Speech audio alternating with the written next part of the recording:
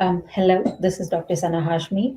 And this week in my Prince Eye on China column, I discussed the Chinese views on India's External Affairs Minister, Dr. S. Jaishankar's visit to Islamabad, Pakistan.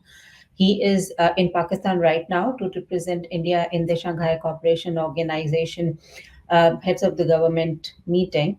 And so my column this week, as always, divided into two parts. First is the Chinese discourse and narrative around the subject, and those aren't my views; those are just the views of the commentators, strategic community, media, so on and so forth. So I try to explain how Chinese state media, strategic community, commentators, and internet users are viewing Jaishankar's Islamabad visit for the SEO meeting. And the second part of my video column and also the written column. It's about my own views and analysis that is derived and based on the prevalent Chinese discourse on the matter. So, Indian media and internet, of course, are largely occupied with the latest round of India Canada spat. But on the Chinese internet, Jaishankar's visit to Islamabad has turned heads, and which is framing this as more than just a routine diplomatic visit to attend a multilateral uh, meeting. In fact, much of Chinese media, much of Chinese internet, they are actually regarding it as a rare visit from India to Pakistan and seeing it as a geopolitical moment that is worth dissecting. And of course, this is the first visit of India's external affairs minister in 9 years. The last visit was by the then Minister of External Affairs, Sushma Swaraj, in 2015. And since then, the relation between India and Pakistan, of course, we have seen have not really been very cordial. There is hardly any dialogue between the two countries. So this is one of the reasons why this visit is being regarded as somewhat rare, and this is one of the reasons why it is getting a lot of attention. And of course, it is getting a lot of attention because it's for the SEO. It's Chinese Premier Li Qiang is also there in China, and there is a lot of talks about how India is viewing China-Pakistan relation, how India is viewing CPEC, and how India is viewing the SCO as well. So, Jaishankar's visit takes place against the backdrop of rising concerns over terrorism in Pakistan. And very recently, an attack on Chinese personnel in Karachi left two dead who were involved in the so-called much controversial China-Pakistan economic cooperation. That's also a part of the Belt and Road Initiative. And India has been vehemently opposing the BRI, the CPEC, since inception. So we all know what Indian view of the BRI has been, and the Indian view of the CPAC and the China-Pakistan cooperation has been.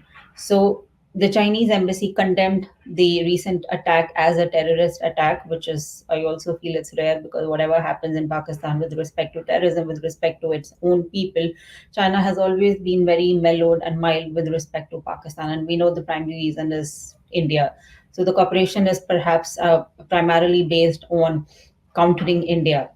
So Chinese embassy in Pakistan response is also kind of a signal towards how terrorism in Pakistan is becoming and should become a growing concern, not only for India but also for China. So there is a scope for having this shared concern with respect to terrorism, and this is one of the mandates of the SCO. So I think this is one of the major platforms for of how India, China should, and other member countries should talk about uh, terrorism, should talk about having a collective response to terrorism, primarily that is emanating from Pakistan.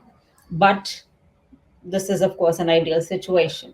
But here's an interesting angle, which we are also seeing on Chinese media, and commentators have been saying that what I am also have seen while writing this column, that they have largely attributed attacks on Chinese citizen to Indian involvement.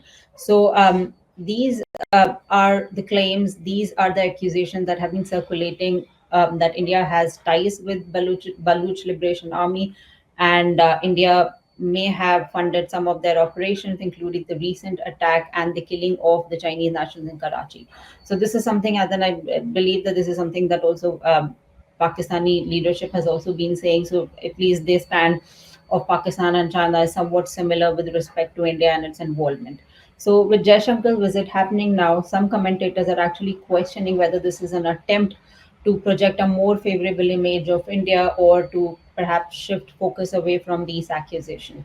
But of course, this is just in Chinese strategic thinking. This is just limited to what Chinese uh, commentary has been. But apart from that, there is also an interesting narrative that has been established that the US is also responsible for this China, the terrorist attack, and the using of India as a pawn against China, Pakistan against China.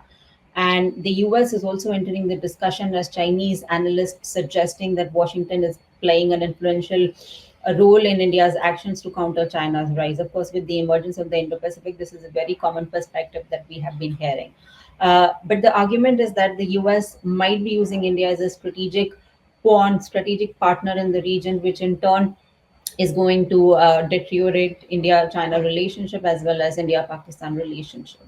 So Chinese, but despite all these things, the U.S. angle, the India's linkages with the BLA, there is also an attempt on Chinese online platform to showcase, to affirm this so-called ironclad friendship between China and Pakistan, as if it is just to show that the friendship is very much stable. This is something that's unbreakable, and this is something to just project to India. So amid the SCO meeting and amid Jaishankar visit, there is also a talk of a strengthening alliance between China, Pakistan, and while doing that, there are also calls for keeping vigilant eye on external actors, and primarily when we call external actors when we're discussing Chinese discourses, India, US, Japan, etc.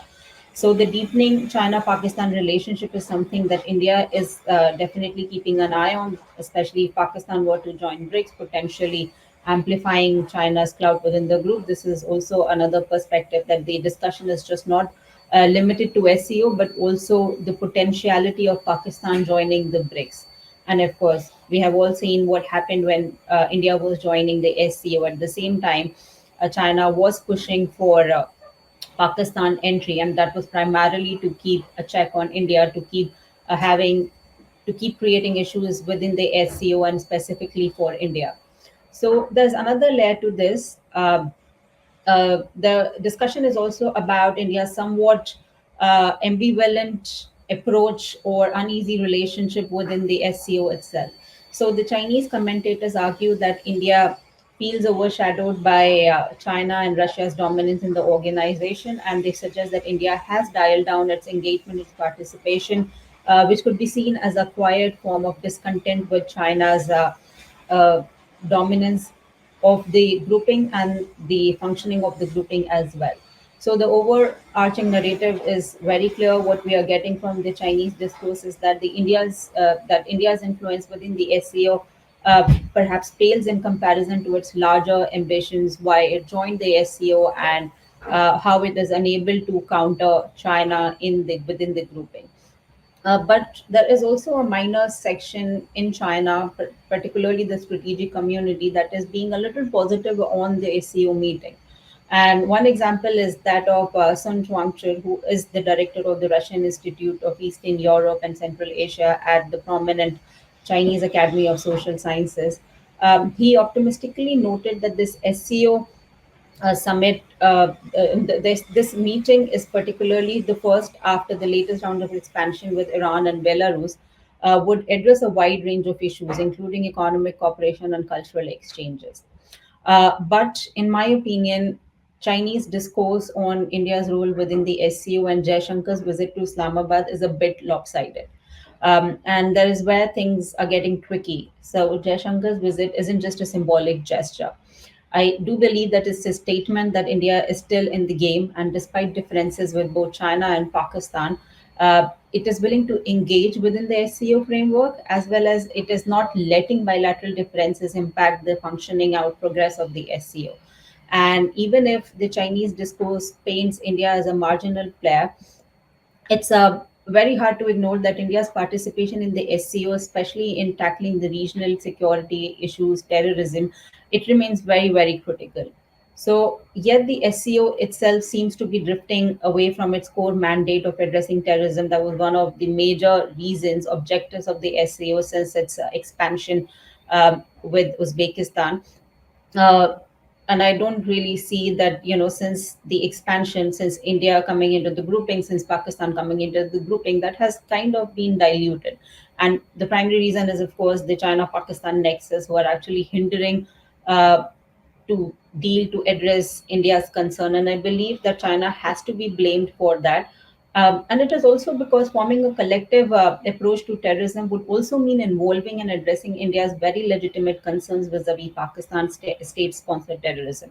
And I don't see that happening anytime soon. I don't see that China is going to accept that India has genuine concerns and that SEO or China has to pay any heed to India's concern. This is just not China's interest or objective. So instead, China has decided to shift the focus towards showcasing the strength of the so-called China-Pakistan ties friendship. And I believe China will eventually turn the SCO that had a lot of potential at one point of time into a talk shop. And here's the and I do believe that we have to keep asking the question, because India is an important member, critical partner to the Central Asian countries in the SCO, and we have to keep asking this question: that how long can China shield Pakistan from accountability, specifically when terrorism is costing Chinese lives on Pakistan soil? And this is primarily because of the much controversial CPEC. Most of these Chinese citizens are employed on the projects that are on the CPEC. So I do believe this is a question that we have to keep asking.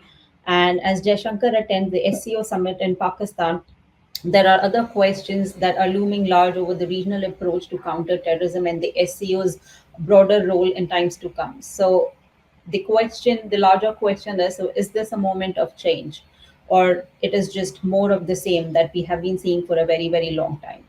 I feel that we will have to wait and see what China's actions would be, and how China uh, puts in effort to make SEO, an expanded SEO, a success. But in my opinion, China's actions and China's approach do tell us that it won't let India play a bigger role. And we probably cannot accept much from the SEO to effectively deal with regional terrorism issues. So I would definitely see, and I can predict that SEO might just turn into a talk shop. So that's all for this week. Thank you for watching, and I'll see you next week.